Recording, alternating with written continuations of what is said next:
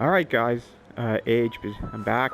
I'm gonna do the unlock the TCG mode now. And I was really excited for TCG in this game.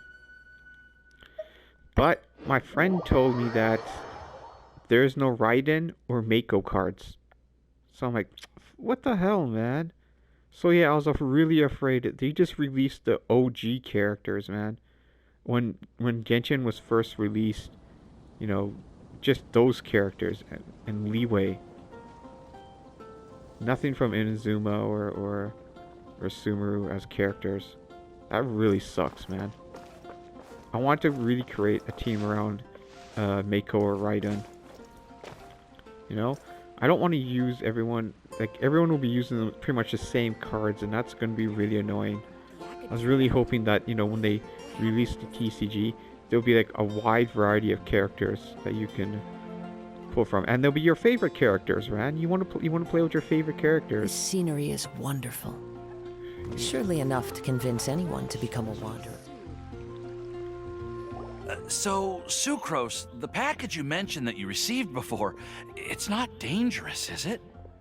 You need to be careful when you're opening packages. I once had a friend mail me some research materials, and all the bouncing around in transit caused a reaction.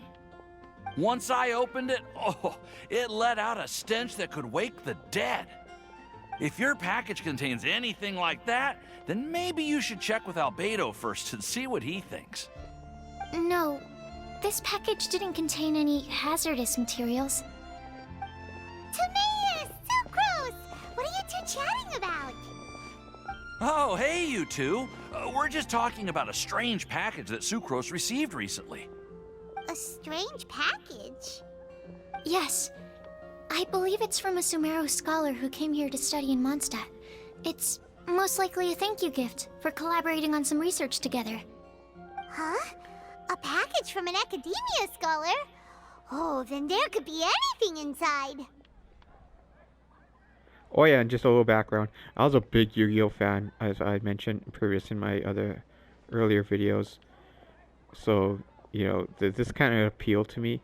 I did try the, like, you know, magic and stuff like that. I just couldn't get into it. It was just too big. But when Yu-Gi-Oh first came out, yeah, I was big into it.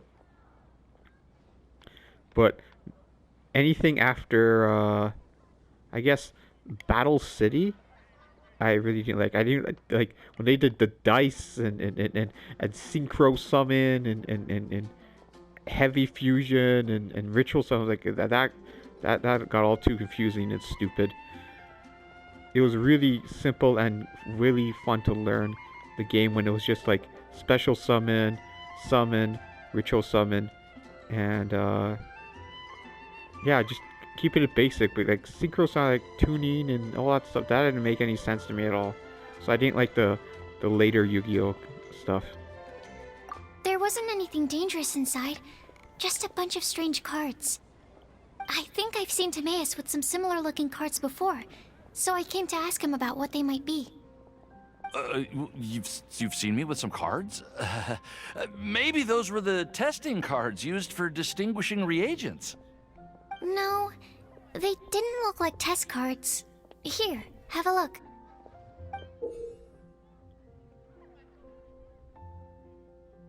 Someone put her on a card. Oh, someone like Sucrose. Oh, you meant these? Huh. Sucrose, have you really never seen these before? No, never. Recently, I've been spending all my time up in the mountains working on cultivating pentatonic sweet flowers. Why? Is this an area of research that has started trending in the alchemical community during my absence? You could definitely say that it's trending, but not as an area of research. It's a card game that's been getting really popular these days. It's called Genius Invocation TCG. Genius Invocation TCG! Yeah, we've been hearing about this game all over the place, but this is the first time we've ever actually seen any of the cards. We didn't know it had made it all the way to Mondstadt. Must be pretty popular, huh? That's right. The game's been catching on lately. The Yae publishing house in Inazuma has even published a series of light novels based on the game. The story is really good. It's basically Yu-Gi-Oh! It starts with a young guy in Yeah. Sumeru who finds an ancient casket of tomes in the attic. He opens it and discovers that the soul of an ancient TCG player called the Crocodile King has been captured inside. It turns out that the Crocodile King was King Deshret's viceroy, who battled an opponent named the Ibis King. During the match, the Crocodile King fell prey to his opponent's scheme and was sealed away in the casket of tomes.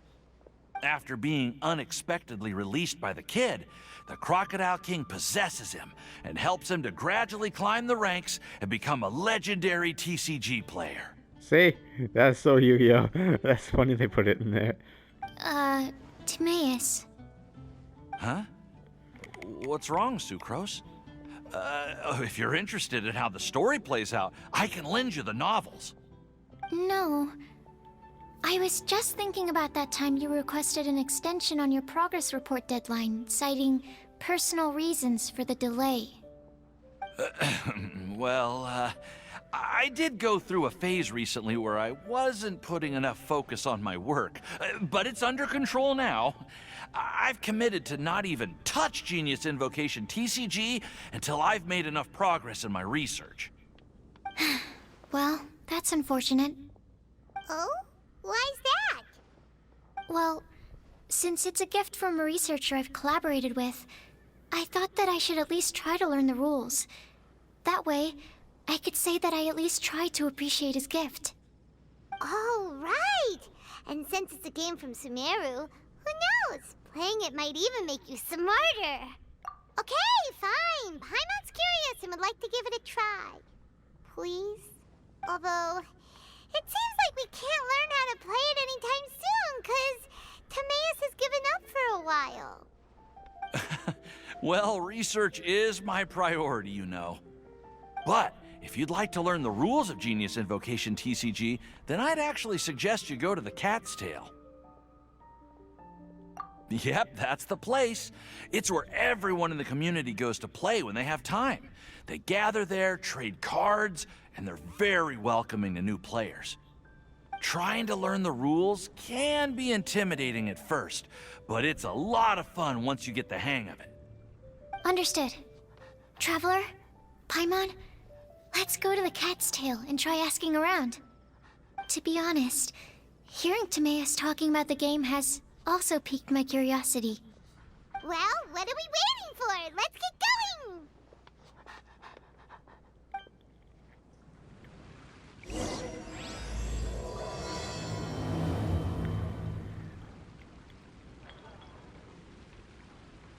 One second here, it's got a scratch here.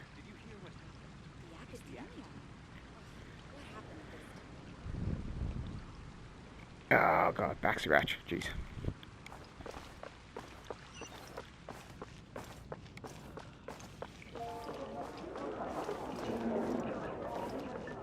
What?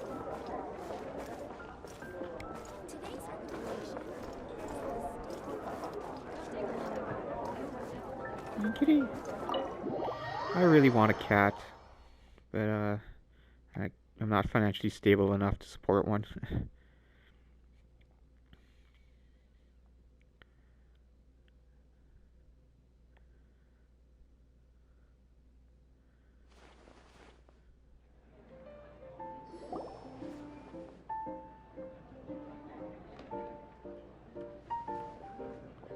Welcome to the Cat's Tail. Ah, it's the Traveler and Paimon. What a nice surprise. Oh, and Sucrose the Alchemist. It's been a while, hasn't it? I'm afraid I've already told you before. Fur from the Cat's Tail staff is not for sale, no matter how much Mora you offer.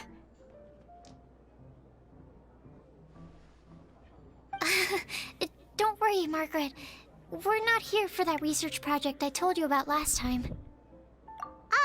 Sucrose, what kind of experiment were you trying to do with the cat's tail? I just wanted to test out some hypotheses, and I needed some materials. But, we can talk about that later. Actually, Margaret, we're here to learn more about Genius Invocation TCG. Ah, Genius Invocation TCG. We were just talking about that game. You see, more and more people have been gathering at the Cat's Tail to play, so I thought, why not have a dedicated staff to serve the new customers? Speaking of which, I believe you've already met. Met who? You know Prince.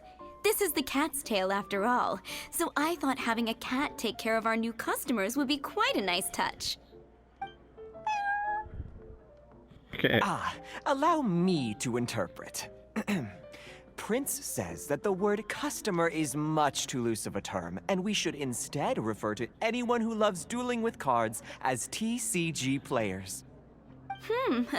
My mistake. So it seems I haven't introduced you yet. This is Prince and Shuyan. They will be in charge of taking care of our TCG players. I'm afraid I must correct you there, ma'am. Only Prince, the strongest and most formidable TCG player of all, is capable of providing valuable guidance to our new players. The average player is incapable of grasping the subtlety and sheer genius behind Prince's every play, and he has no choice but to rely on me to communicate with everyone. I am merely Prince's lowly assistant, that's all. Boy, you crazy. Wow! Another guy who can understand animals! How can you use such a crude word as animal to describe the one and only Prince? He is special and the only one of his kind. Such a remark is an insult to Prince. Oh? What's that? Shuyan. In the eyes of the common folk, I look no different than any other ordinary cat. It's a natural mistake to make, and you shouldn't overreact. Understood. I do apologize. It seems he really is capable of communicating with the cat. Could this be the result of some modification to the language center of his brain? Seriously, how can he get all of that from a simple meow? It was the duels of Genius Invocation TCG that allowed our hearts to bond. It's understandable that ordinary people such as yourselves are unable to comprehend such a thing. So, playing Genius Invocation TCG fosters some sort of a telepathic link between players? Somehow Paimon doubts that. Anyway, if you'd like to know anything about Genius Invocation TCG, then please ask Shuyan, who will ask Prince. Though I'd love to explain more myself, it's time for my daily walk. I'll let Prince play a game with you and walk you through all the rules. Just as a seasoned warrior can foresee the path of his opponent's sword, so too can I, as a TCG master, predict my opponent's every play. It would be improper to pit a newcomer to the art of the card against one such as myself, and I must therefore politely decline. That's what Prince said. Oh, Prince doesn't want to play with us, huh? Fine, then Prince doesn't have to. We'll play you instead. I'm sorry, but from the day I met the mighty card master Prince, I swore an oath that my hands would live solely to hold the cards and not to play them. I will never play another match of my own again. If Prince is unwilling to play, then I guess we should look for an alternative. How about this? Diona! Isn't she busy? Isn't she the bartender? Blah, blah, blah. What is it? I'm pretty busy over here, you know. Why is it that every player that sets foot in here to play Genius Invocation TCG has to have a drink? Ugh! Don't they have any clue that the key to playing a game is the ability to think straight? Seriously, games and drinks don't mix. Don't they get that? What can I say? As the tavern owner, I can't help but feel happy to hear this. Anyway, I see you've been working hard, so I thought you could use a break. So why not come over here and teach these customers the rules of Genius Invocation? Ha! Yeah, what kind of break is that? I'd rather not. Oh, Why are we letting all these loafers come in here to play Genius Invocation TCG anyway? Good All it lord, they does need to stop is saying the encourage full more name of this. people to come to the bar for a drink. If drink sales keep going up like this, pretty soon Mondstadt's alcohol industry is gonna reach new heights.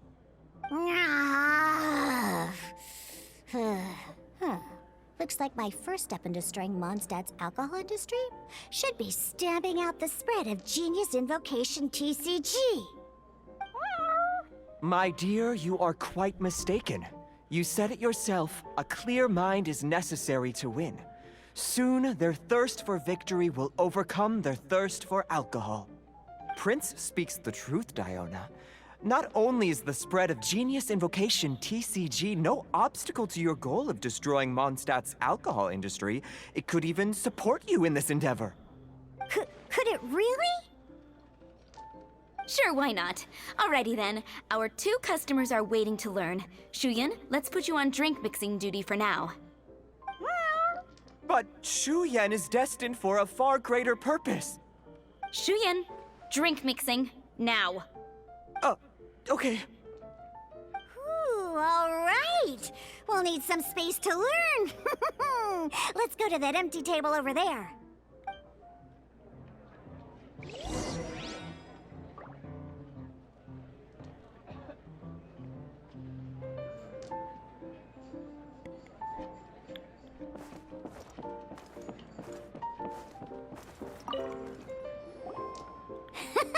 Okay, let's go through the rules.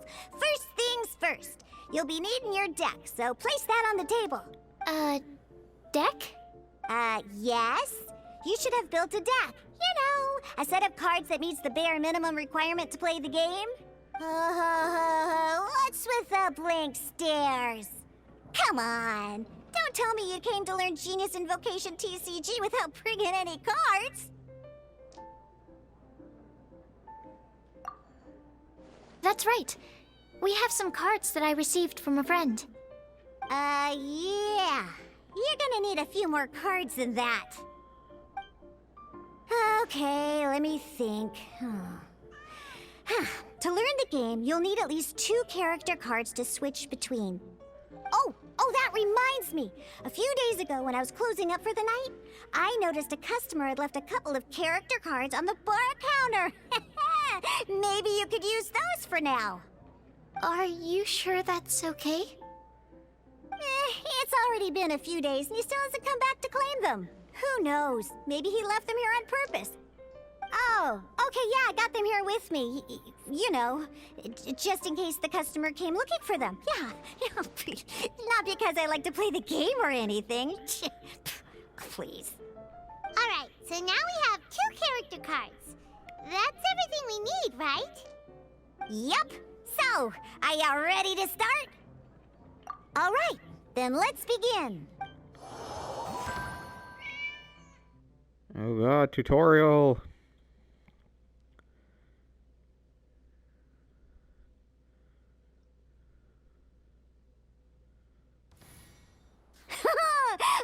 Welcome to the world of Genius Invocation TCG. Simply put, this is a game where you control character cards to duke it out with your opponent. Pew, pew, pew! Once you've defeated all of your opponent's character cards, victory shall be yours. Now then, you're gonna need a character on the field to start with.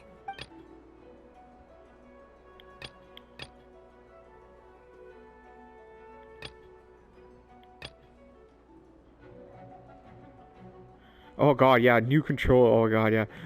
Like, this is played with controller, so oh man, this would be so much easier with the mouse, right? So I may misclick something. All right, so Diluc, confirm your selection. Let's finish this swiftly. Yes, Diluc. Batman. First, we roll 8 elemental dice at the start of every round. These dice correspond to elemental energy. We'll be spending these dice to perform actions. It looks like triangle is going to be confirmed.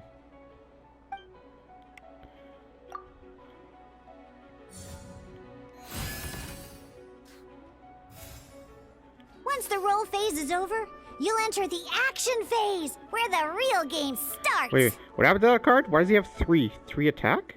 I have none? Once the roll phase is over, you will... During the action phase, you can spend elemental dice to perform various actions. Of course, the most common action is to use character skill. Oh god, now it switched to mouse. What the hell, man? Select Deluxe skill. Can I see Deluxe skill? Check. Okay.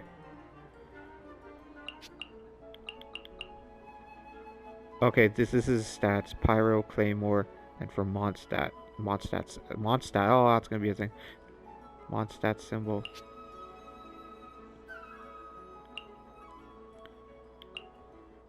So can I select from here and not from there? So you got normal attack, his elemental skill, and his burst. Oh no, it's just display, okay. Physical attack will not apply any element, nor can it engage in elemental reactions. Deals 2 physical damage, okay. Pyro can trigger the following elemental reactions: Melt for +2 damage, Vaporize +2 for this instance, Overload damage +2 for this instance. The target is forcibly switched to the next character. Overloaded. Oh. And Burning. What was that? I had a cough, guys. Sorry. Damage +1 for the instance and creates a burning flame that will deal 1 pyro at the end of the round. And a yawn, jeez. Takes effect once. Maximum 2 stacks. So you have +2 if you do burning again. And Dawn. So you have to actually go over here and select. Deluxe skill will cost 3 pyro dice after you select it. You spent by default.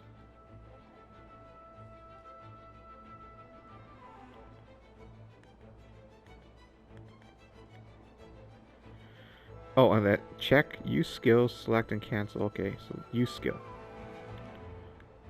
Use skill. Use skill.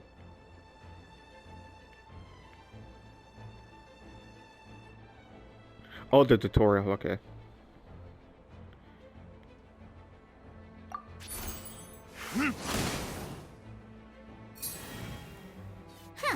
Not bad. You just made your first attack. During the action phase, both sides will take turns making their moves. After you use a skill to attack your opponent, it's their turn to attack.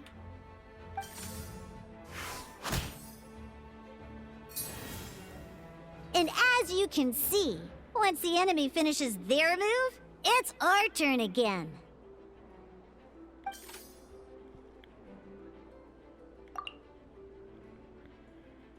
We have 2 Omni dice amongst our Now, players. these are Omni Element dice. They can be spent on any move regardless of the elemental type. So, we're gonna use them to pay for the pyro dice needed for this skill. Go on, give it a try.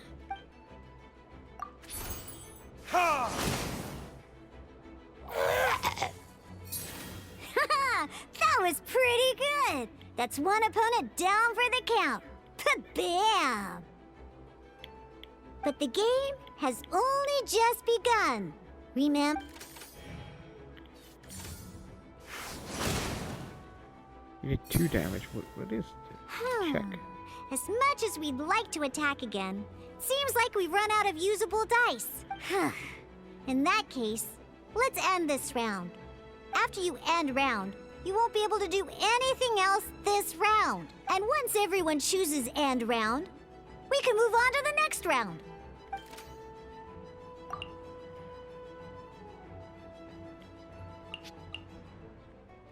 Pyro, other weapon, monster, helitrol, flowering edge. What is that?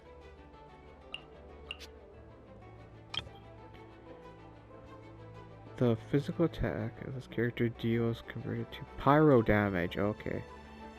Uses 3.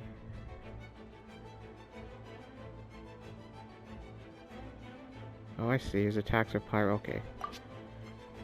That's what that is.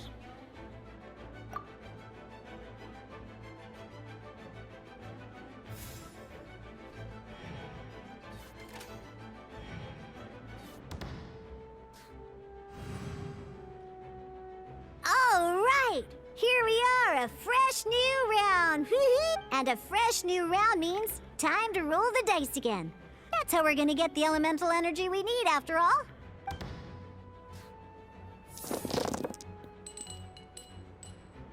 Ooh, that's some terrible luck. Well, there's no way we'll be able to use Diluc's skill now. But don't worry, situations like these are why we have the option to reroll. Once per round, you can select all the dice that you don't like and reroll them. Okay. Can I use the D-pad? Yeah, I can. Okay.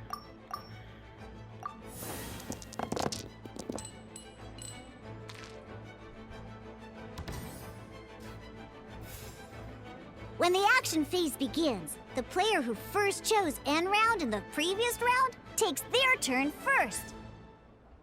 This means that since you finished first the last round, you'll be the first to start this round. Alrighty then, let's learn a little bit about energy and elemental bursts. Each time you use a skill, your character will gain 1 energy. Once Diluc's energy is full, he can use a powerful elemental burst. But we're still 1 short. Never mind. Let's start with a normal attack instead.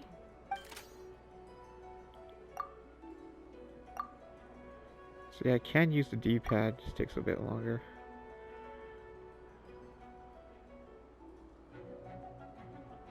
Diluc's normal attack only needs 1 pyro die and 2 other dice of any type.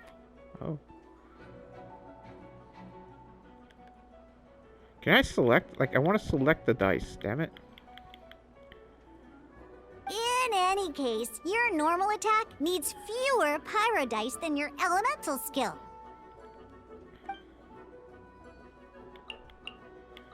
So I can select that.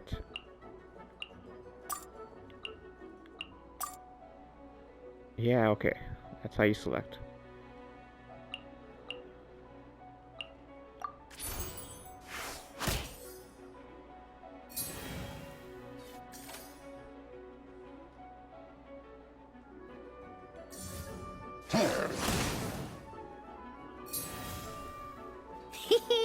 Now we have 3 energy, plus we have enough pyro elemental dice left over.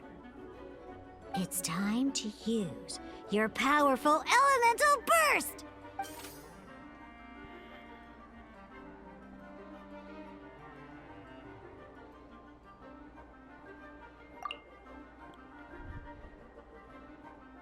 Deals 8 pyro damage. Okay. Time for retribution!